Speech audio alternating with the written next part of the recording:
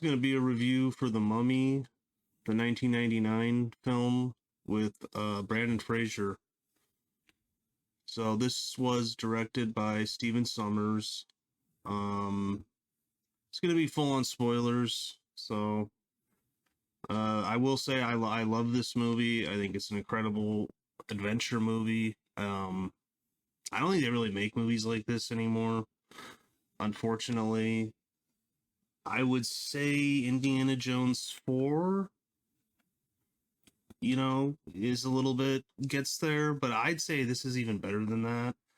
Not as good as the original trilogy of Indiana, but I'd say this is slightly above Indiana Jones 4. Indiana Jones 5 isn't even worth mentioning. It's absolute garbage. But anyways, so this is a 1999 Mummy. Fairly popular movie, I think. But the synopsis: at an archaeological dig in the ancient city of Hamunaptra, an American serving in the French Foreign Legion accidentally awakens a mummy who begins to wreak havoc as he searches for the reincarnation of his long-lost love. And that pretty much sets up the movie.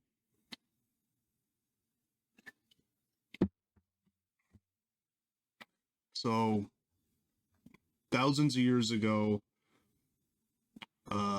Imhotep, played by Arnold Vosloo, is a priest to the pharaoh, and he's having an affair with the pharaoh's daughter, or I mean the pharaoh's I think one of his many wives. But anyways, pharaoh finds out, doesn't go well. He tries to run. He tries to resurrect her because she says run. So they brutally kill her. He runs. The king's guards catch up with him while he's trying to do a resurrection ceremony on her, and they curse him and her.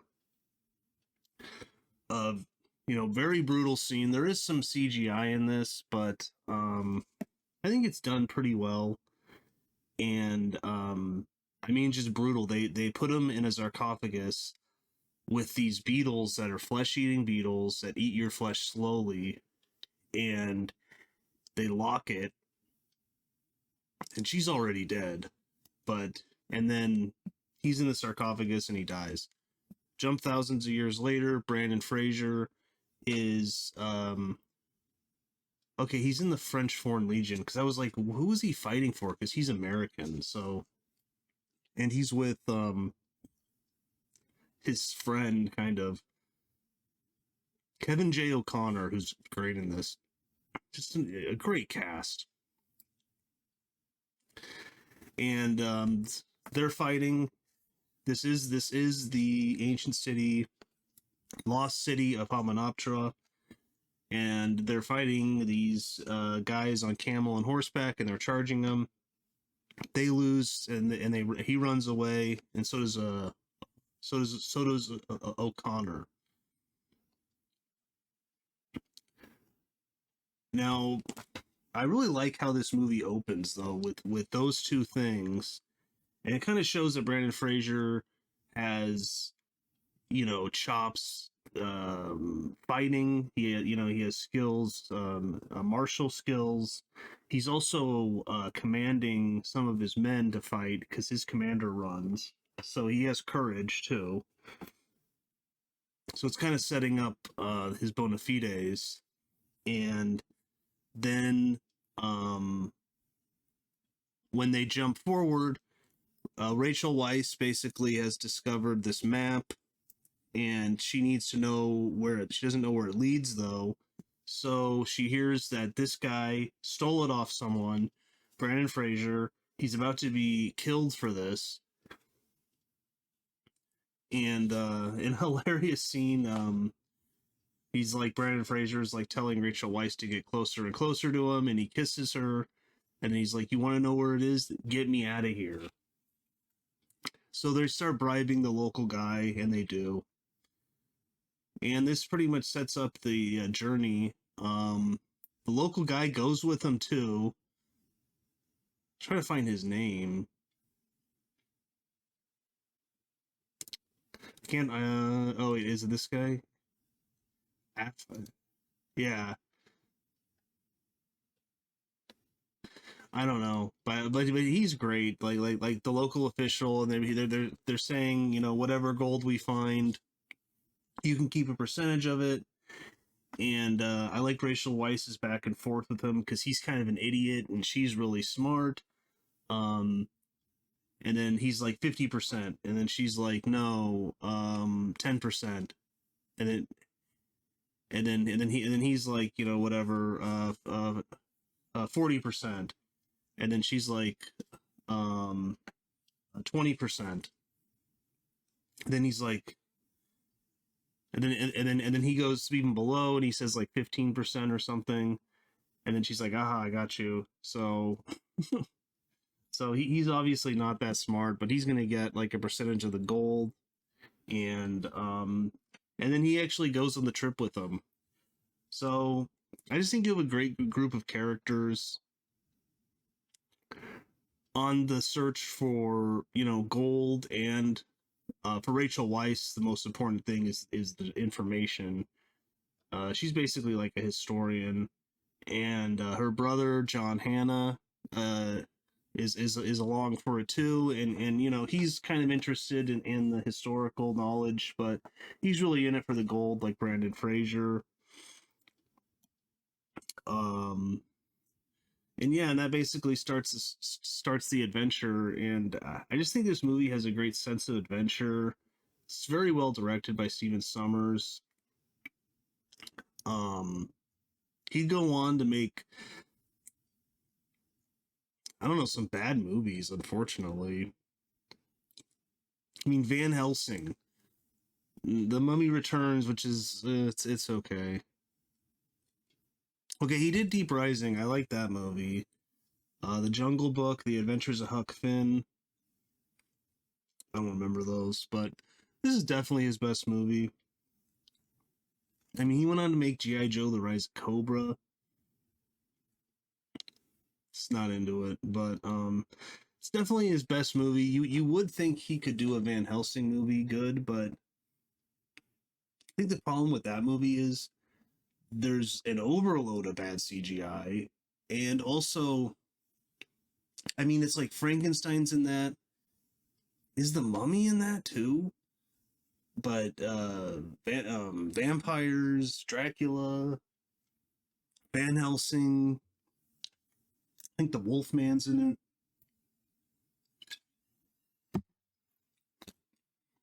That could have been a good movie. I understand why the studio went with him.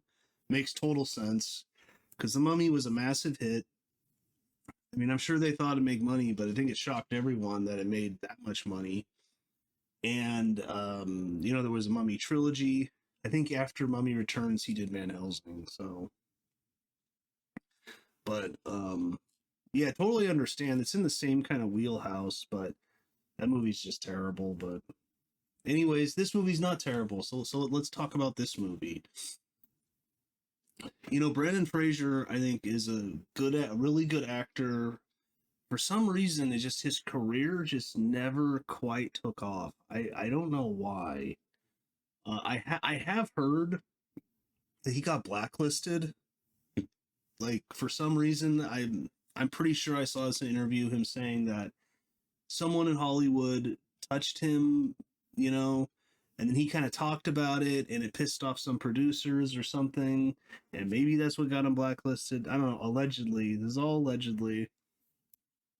So maybe it's just too bad because the charisma he has in this movie.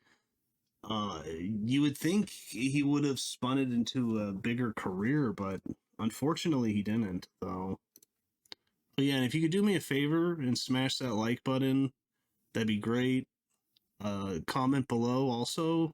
Let me know if you're a fan of this movie or if you're not. And what you think of Brandon Fraser's career. So, he obviously just won Academy Award for The Whale. I saw that movie. I thought it was okay. So good for him. He's got an Academy Award. But I mean, like, just some of the movies after The Mummy. Like, I mean, he did a lot of movies, but it's just Okay, Blast from the Past. That's right before the Mummy. That's a pretty good movie. Maybe I should review that. That's a pretty good kind of Fallout like movie. Because his dad builds a Fallout shelter, and then I think like a satellite crashes on their house, and he thinks it's the end. He thinks it's the nukes, so they go under for like 50 years, and then they come back out. It's a good movie. It's a good little movie with Alicia Silverstone. But then he did The Mummy. But then he did Dudley Do Right. Okay, Sinbad, Beyond the Veil of the Mist. So that's animated. Pretty bad animation too. Wow. I don't know. Leonard Nimoy's in that too. I've never seen Dudley Do Right, but it just looks so silly and dumb. Hey, Eric Idle's in it. But Bedazzled, it's okay. But Monkey Bone, I'm sorry. I've watched part of that movie. That movie's nuts. That movie is nuts. Then he did The Mummy Returns, The Quiet American, Looney Tunes, Back in Action, Scrubs, Revenge of the Mummy the Ride, which I've never been on, Crash, King of the Hill, Journey to the End of the Night, The Bugman, Journey to the Center of the Earth. So that's kind of him, I think, trying to like redo The Mummy, but it just didn't work.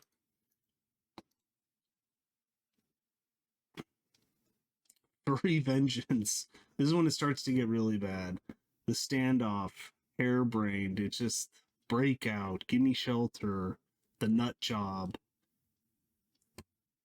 So I don't really understand that, but he's a very good action star.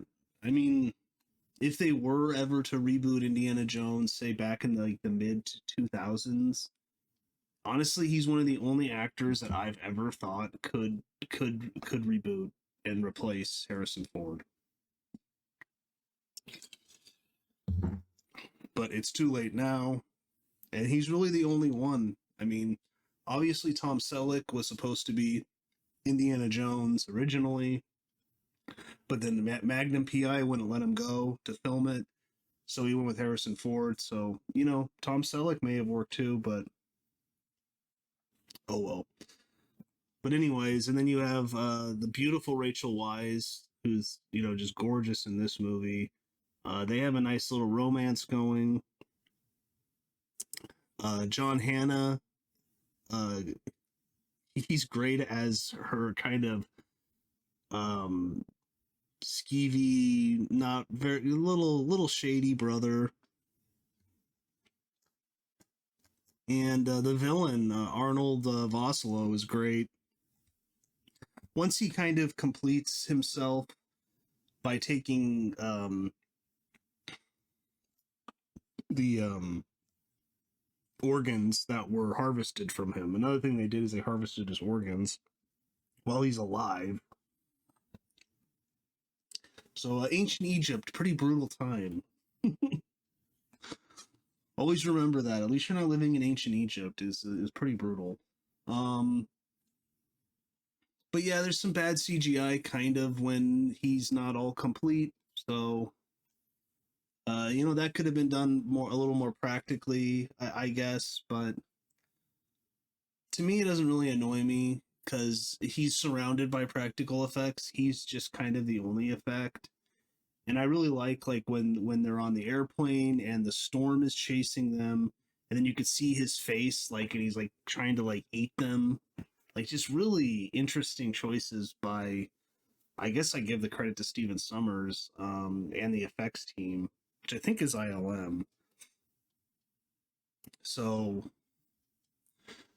yeah, I mean this movie has a great tone because it's like kids could watch it, but I think adults can enjoy it too because it has just the right amount of darkness. I'd say, like an Indiana Jones movie, where it's scary but it's not too scary. It doesn't cross the line. There is some brutal things in this movie, like when they finally awaken him, because she reads from the book, and And then some of the other guys that they're with, who are Americans, who are like the cowboy hotshots, they found a box that had the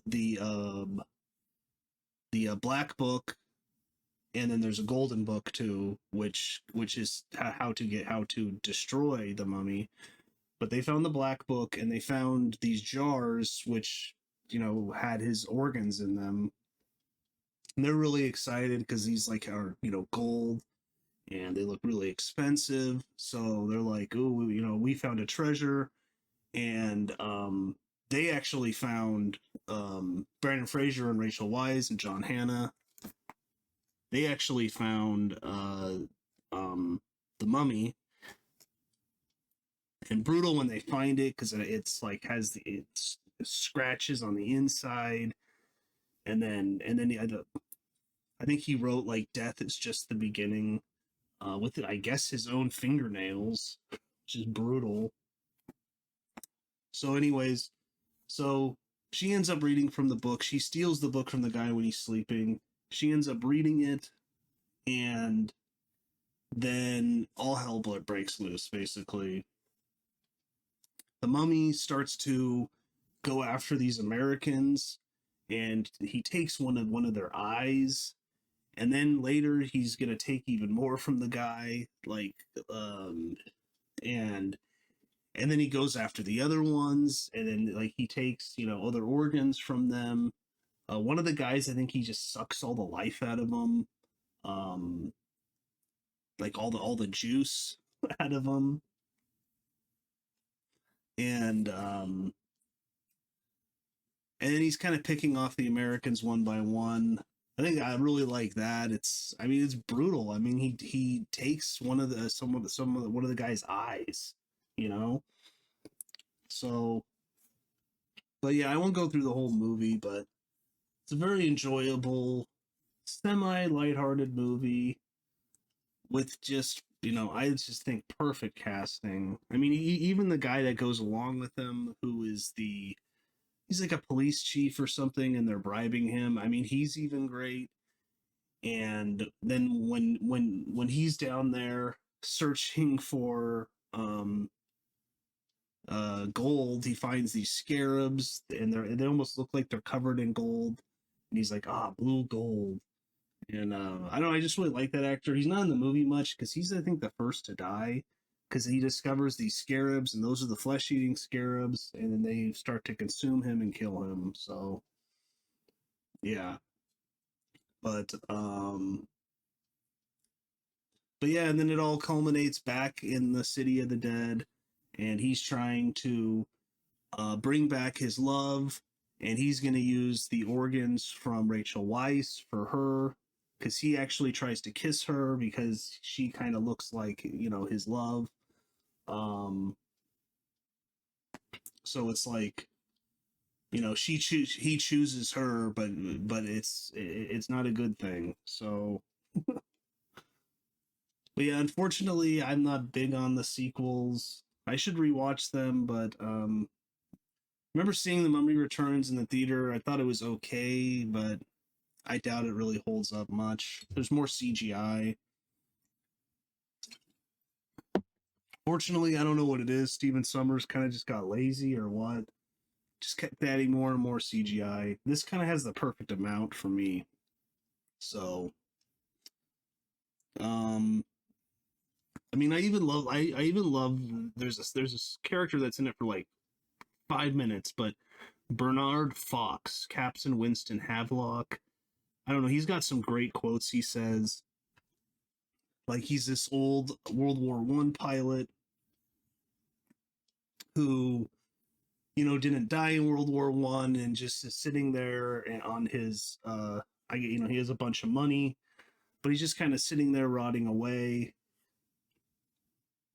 Brandon Fraser comes up to him because he needs to use his airplane, and he's like, what does the mission entail? And he's like, saving the world, getting the girl, and then and he's like, and then I think he says, and we'll all probably die. And he's like, yeah, probably. And he's like, count me in. So even this character that's in it for like 5 minutes, like I think is really entertaining and fun.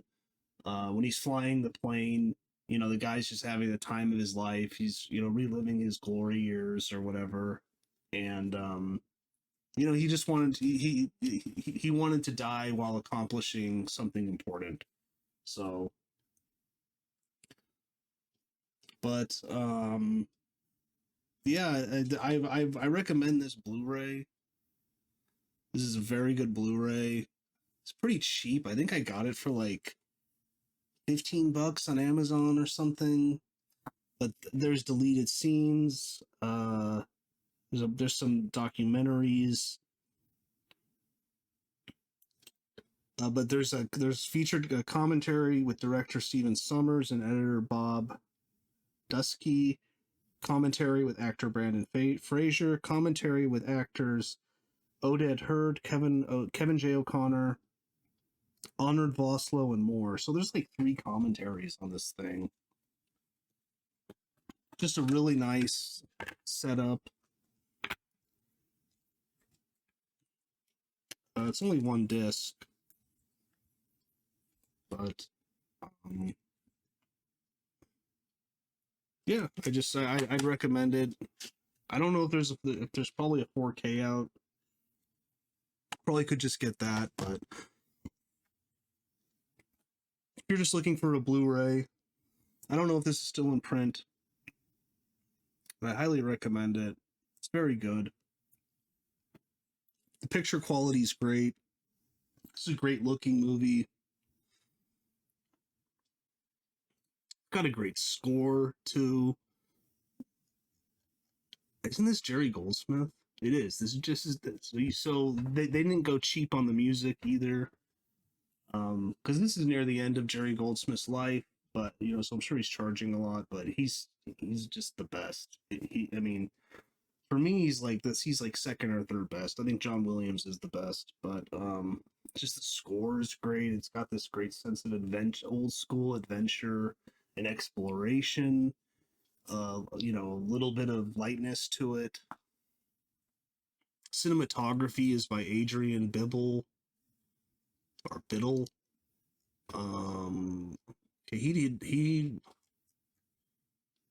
fortunately he died in 2005. Well, it wasn't even that old. He did V for Vendetta, Reign of Fire. That's a good one. Event Horizon, Judge Dredd, The Princess Bride. Wow, Aliens. Okay, so this guy knows what he's doing. Really good DP. Roger Ebert gave it 3 out of 4 stars, so he liked it. There is within me an unslacked hunger for preposterous adventure. This is what Ebert says. I resist the bad ones, but when a Congo or anaconda comes along, my heart bleeds up and I cave in. I think I'm the same way too. I just these movies I've always just enjoyed these old school adventure movies. In the desert, in the jungle. A lot of fun. The Mummy is a movie like that. There is hardly a thing that I can say in its favor, except that I was cheered by nearly every minute of it. I cannot argue for the script, the direction, the acting, or even the Mummy, but I can say that I was not bored, and sometimes I was unreasonably pleased. Well, I think the direction's good, but there is a little immaturity stuck away in the crannies of even the most judicious of us, and we should treasure it. This is a movie about a man who fooled around with the Pharaoh's mistress and lived, and died and lived again to regret it. As his punishment, he is mummified alive, sealed inside a sarcophagus with thousands of flesh-eating beetles, which eat flesh very slowly, we learn. Millennia pass. In 1920s, a French foreign legionnaire named Rick meets a librarian named Evelyn and joins with her and her brother to an unwise quest to find Hamunaptra, the city of the dead. They get into a race with other fortune hunters who have heard of the untold treasure. There's a good reason not to disturb the mummy named Imhotep. If he is brought back to life, he will arise a walking disease, we learn, and unleash the 10 probable plagues upon Egypt. of which in the course of the movie I counted locusts, fireballs from the sky, rivers running with blood, earthquakes, and flies, and of course the flesh-eating beetles, although I was not certain whether they were a plague or came with the territory. Yeah, there's also a great scene about with that with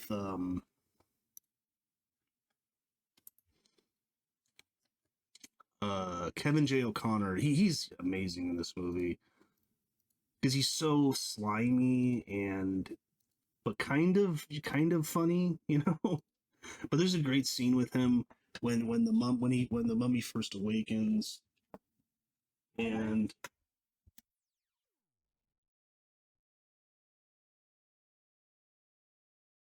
the mummy first awakens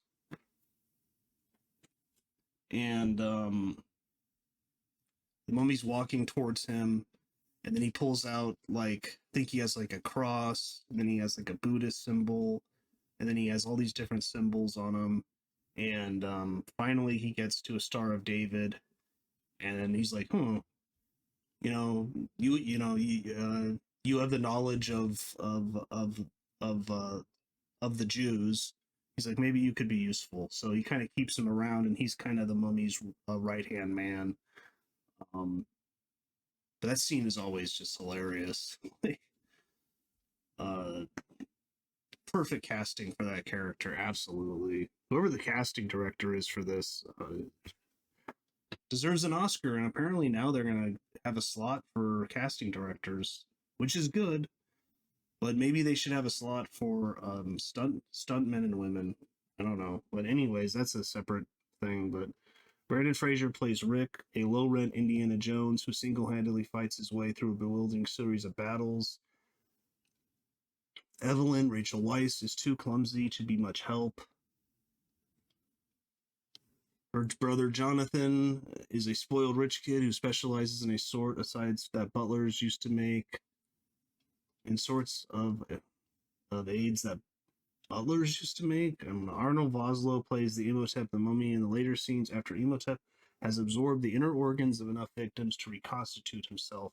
In earlier scenes, Imhotep is a ghastly special effects creature who seems constituted of decomposed cardboard and lets out a cloud of dust every time Rick slices him. And he's also afraid of cats because they're the I think they say the guardians of the underworld. And I love that scene where he I think is rescuing Rachel Weisz, and he's right next to him, and he's like, "Hey, look what I got!" And then he has like a little like kitty, and then he's like so scared of it, and he turns into dust and escapes. None of this has anything to do with the great horror classic The Mummy, 1932, which starred Boris Karloff in a strangely poignant performance as a long dead priest who returns to life and falls in love with the modern reincarnation of the woman he died for. The 1932 movie contains no violence to speak of.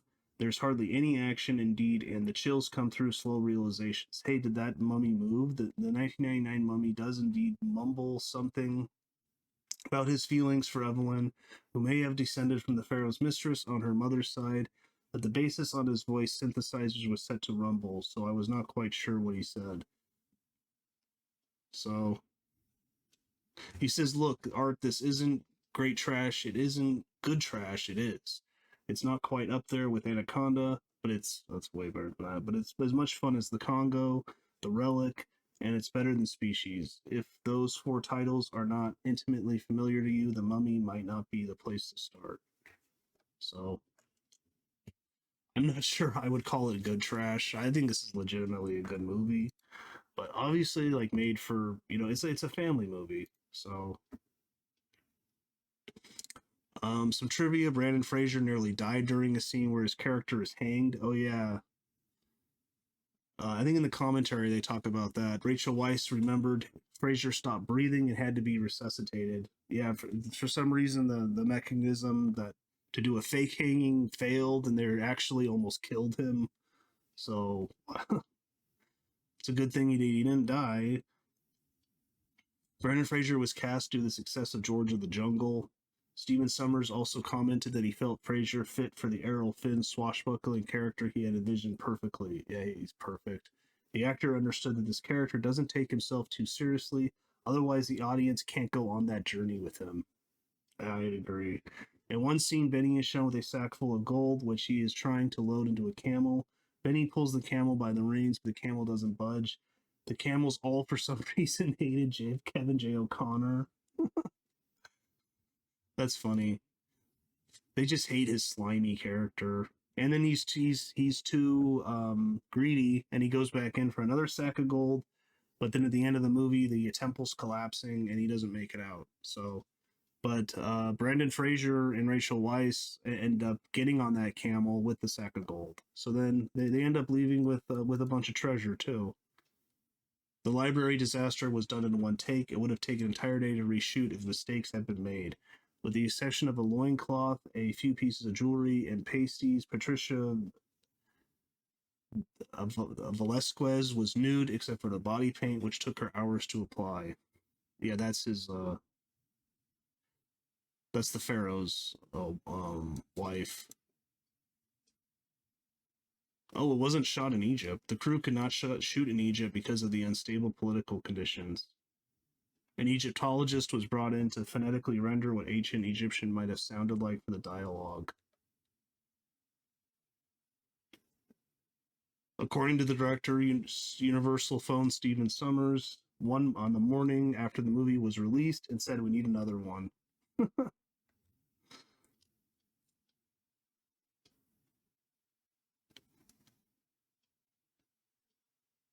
In 2004, Universal Studios theme parks opened their Revenge of the Mummy ride based on both this movie and The Mummy Returns. The ride became so popular, the lines would stretch from the main park, with riders waiting for hours in the hot California and Florida sun.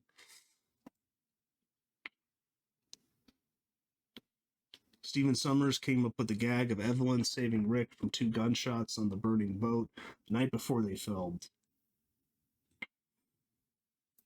Yeah, yeah. I also love some of the gunplay in this. Like often, Brandon Fraser has like 2 revolvers, and I don't know. It just feels like old school fun and kind of like an Indiana Jones movie. So, but yeah, that's the most praise that I could give to it. Is it's kind of like an unofficial Indiana Jones movie for me, and you know, after 5 Indiana Jones, I pretty much just it's a dead series, unfortunately. But there's like 4 good movies, I'd say, and an unofficial one with the Mummy, I would say. So, but I think that's about it. So they talked about the gunplay. I think the gunplay is done very well. Perfect casting. And unfortunately, Stephen Sommers, I think, never quite got to the heights of this again. So that's unfortunate. But and it's just unfortunate, like I was saying, they just don't make movies like this anymore. I don't really know why, but I think Indiana Jones 5 settled that. They just I don't know. I don't know if they just don't. I don't think that they care about just telling a good story, having a good time with it. Instead, I think they have other things that they want to do, which are political somewhat, like in Indiana Jones 5. I think it's definitely there. So, but yeah, The Mummy, 1999. Check it out. Even if I spoiled the plot, I honestly don't think it matters that much. I think it's basically just like it's just a good time, like Roger Ebert was saying. But yeah, that's about it though. Like, comment, subscribe, and I'll see you next time.